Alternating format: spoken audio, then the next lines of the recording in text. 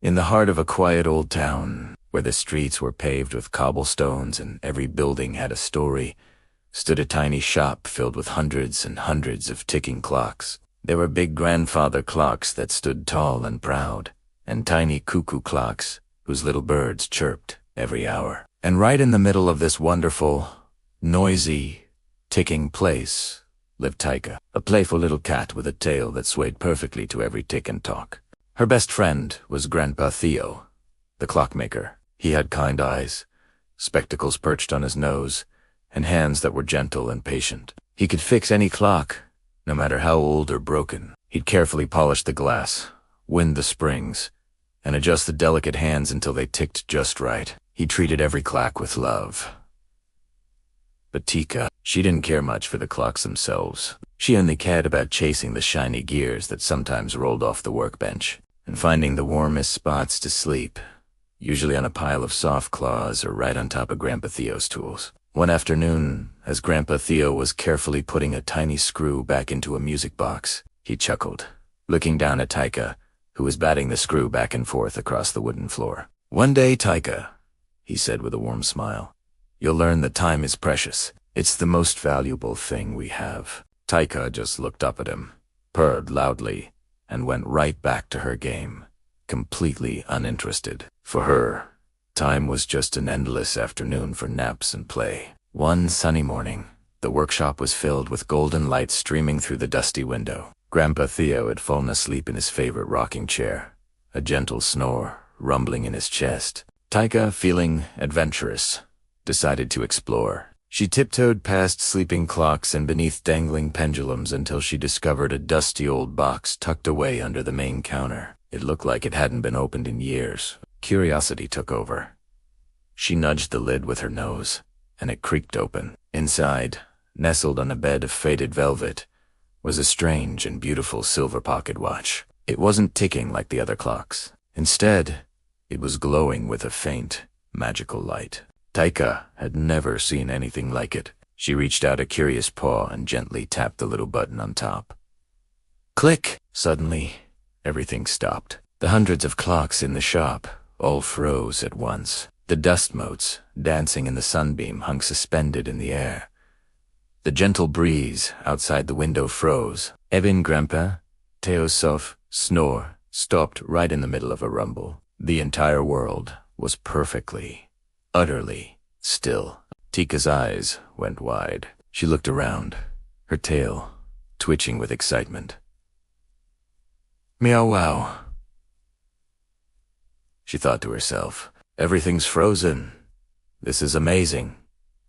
I can do anything I want. A mischievous grin spread across her furry face. She took a giant leap from a high shelf, expecting to land on the floor, but instead, she hung in midair, floating like a little astronaut. She giggled and then climbed right onto Grandpa Theo's head, balancing on his silvery hair like a circus performer. She saw a teacup that had been about to tip over and posed right next to it, striking a heroic pose. For the first time in her life, Ticka wasn't just a cat in a clock shop. She was the queen of time. Day after day, Ticka used her newfound power. Whenever she wanted to play a little longer, she'd press the button. Whenever she felt like an extra nap was in order, she'd press the button. Whenever Grandpa Theo put out her dinner and she wanted to sneak a few extra snacks from the pantry first, click, time would stop, and she could do as she pleased. It was the best game she had ever played. But after a while, something strange started to happen. Slowly, so slowly she almost didn't notice,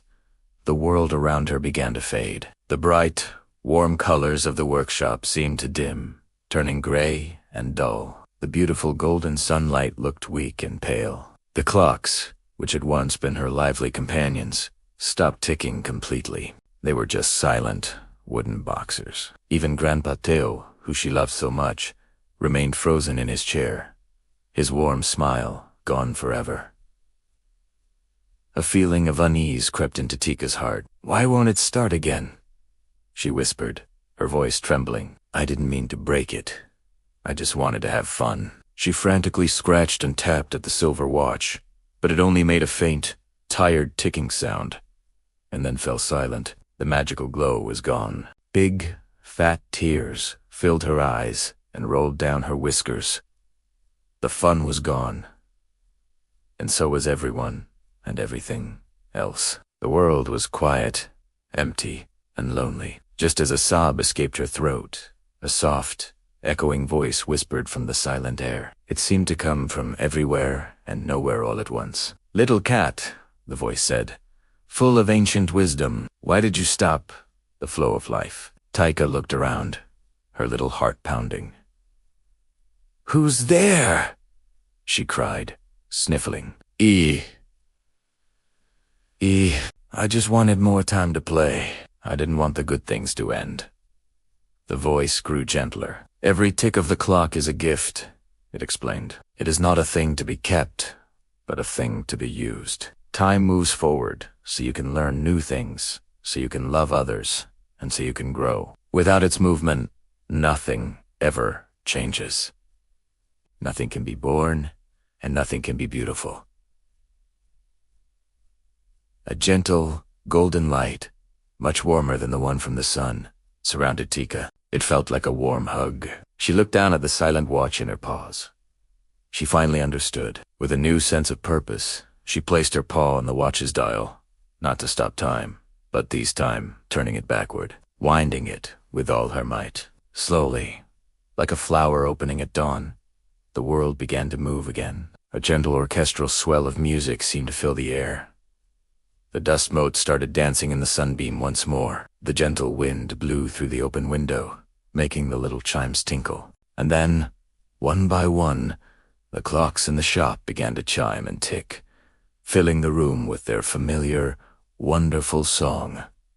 In his chair, Grandpa Theo stretched and let out a big yawn. He blinked his eyes and looked around. "Oh, I must have dozed off for a moment," he said, rubbing his eyes. He looked down and saw Ticka sitting by his feet. "There you are, Ticka.